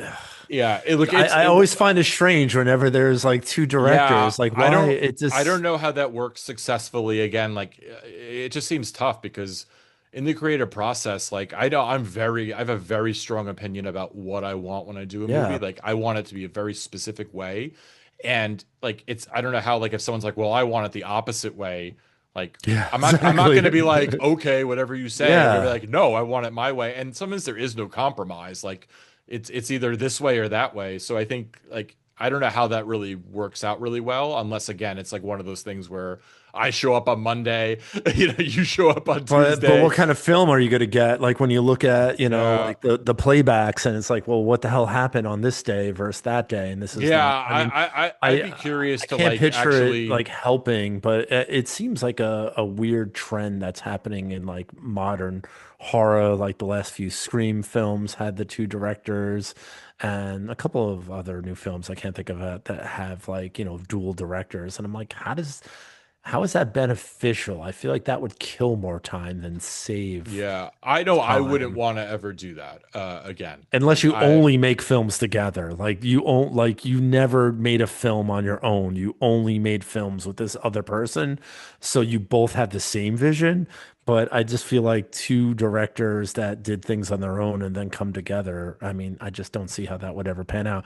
It works here. I don't know who was the lead. I don't really know too much yeah. about either of these directors. I think it worked out really, really well. Just curious how what went on in the background, and if there was like turmoil, or if it was just like one person's essentially just the director and the other person's just there. Yeah, I think unless they split it and said like, look, like I'm gonna handle like the actors and like I'm gonna work with them. I need you to kind of work with like the cinematographer and these other people. Like you focus on the shots and like that. I'm gonna focus on the performances. Like if they Mm, maybe split it up that way, maybe it could work. But I don't really know. Because again, like I don't like filmmaking is a collaborative process, but like I don't want to get in my head and second guess things. So I kind of don't want a ton of opinions from people. Like exactly. Yeah. actors maybe like I if an get it. Yeah. actor has an idea and they say like, what do we try it this way? Like maybe I'll like listen and try it, but like I don't need someone saying that like, oh yeah, that was shit. Like we got to do it again. If I'm like, no, that was actually good. So yeah, I don't know how that It's works, tough. but Yeah. yeah, I would love to learn more about that and just same, kind of same. understand what's going on and why a lot of these films are choosing to go with two directors. I mean, this was a gamble to begin with, bringing back the Final Destination franchise, big gap, a lot of pressure. What's going to happen? Are you going to sink this entire, Yeah. franchise, or are you going to revive it? Somehow, I feel like it got revived, Yeah, and they did it. They I hope there's more, because I think this was extremely successful and got me back into Final Destination. Just very similar to the way the last Saw got me back yeah. into Saw, and I really like chalked off Saw. I don't even know if I ever watched any. I might have chalked it off after the first one because I didn't particularly like that one at the time. But randomly caught like maybe mid film the last one. I'm like, this is a good movie. I'm like, Yeah. I don't know about like what's going on in this franchise. I'm like, but I know what a good film is, and I think I'm watching one, and I'm like, maybe I should go revisit. Same thing here. I did not watch the other films. I watched this one first. And then I was like, all right, I'm going to watch the original Final Destination and then work my way back up. And this really kind of revived it for me. So it was, for me, is very successful. Just curious, about like how they made the sausage and what was, Yeah. and how they were able to like actually do this because I think this really worked out. Yeah, and I think I said it when we did the Saw episode. I think Saw 10 is the best film Yeah, out of definitely. all Yeah. of them. Yeah. And like I know I said like, earlier when I did my ranking, like I picked number 3 as the best Mm. one or the one I like the most. I think I'm just hesitant to make this one the one I like the most because I just saw it. But I bet you if you ask me in a year if I were to rewatch them, which one do I think is the best one? I would say this is the best one. I think it is the best one. I'm not sure it's the most entertaining one, but I bet you if you ask me like once it's kind of worn off a little bit, I'm gonna kind of put this one as my top one. And the last thing I'll say about this movie, and I don't want to spoil the ending, I do think the last 2 minutes are fucking amazing, Yeah. and Yeah. it's Also. ridiculous and amazing, and it involves a train and some logs that they brought And back, which I thought was cool, and I thought it was really a really cool way to end this that I didn't they expect. they actually went full circle. If you think about the circumstances of everything, they went full circle from the first one to the last one to really wrap this up. I'm gonna say again, I hope they do another one. I You They will know, because this one was so successful. They and will, and yeah. and I hope they live up to this expectation, and it's not a watered down copy of something that sucks. I think just kind of going in fresh with the ideas that they came in and going over the top, it's always going to make things better instead of being like cautious and trying to, you know, stay in some sort of formula, that's been used so many times. They went a little bit outside the formula this time, and it totally worked. And I think we just go right back to Saw. Same thing happened. They went a little bit outside the formula, and it worked because we know it. We've seen it. You're invested in it. You've seen 6 films. You've seen 10 films. Whatever it is, you're invested. Switch it up a little bit, you'll be surprised. And I was definitely surprised. So I'm happy I saw this. I'm happy we did this episode because I'm going to tell you, there was 0% chance that I was ever going to watch Final Destination, any ever again for the rest of my life. I wasn't going to do it. I just wasn't interested. Now I feel completely different. Yeah, if you asked me 3 months ago, and I think when we first were talking, we were looking at the theatrical slate, and we're like, Yeah. okay, well, we have a Final Destination episode, we could do that. I was not excited about it. I was Yeah. like, we'll do it just because like it's content that's current. Now I'm so happy that we did So it. happy. So, It's awesome. but yeah, you asked me 3 months ago, never would have happened. So okay, so what do you rate this movie 0 to 5?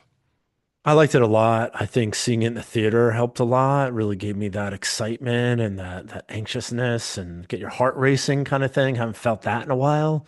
But it translated when I sat home and I was by myself and I wasn't in the excitement of the theater. That speaks to me when it could pull off something like that. And also another layer that I like to add in, would I watch this again? Yes, absolutely. I will watch this film It's in my again. rotation. Yeah, I definitely watched it twice, and I'm probably going to watch it a few more times. I liked it. So, because of that, I'm going to rate it a little high. I liked it a lot. I'm giving it four bloody knives. Yeah, I'm going back and forth between 4 and 4.5, I'm and I hoping you think go with 4. yeah, yeah. I think you know what's funny. Like after I saw it in the theater, I was like, okay, 4, and then I watched it a second time, and I was like, oh, you know what? It still I'll holds push it up. up. Wow. Okay. Yeah, yeah. But you know what? Like 4.5 is like really high. Um, so I am gonna kind of give it that 4 because yeah, I'm gonna give it a 4. I'm gonna give it a 4, which is like a I'm really solid rating. I'm into that because honestly, that extra half sip, death might be knocking on my door. Yeah, so to save Jerry's life and liver, we're gonna go with 4 each. So let's cheers to that.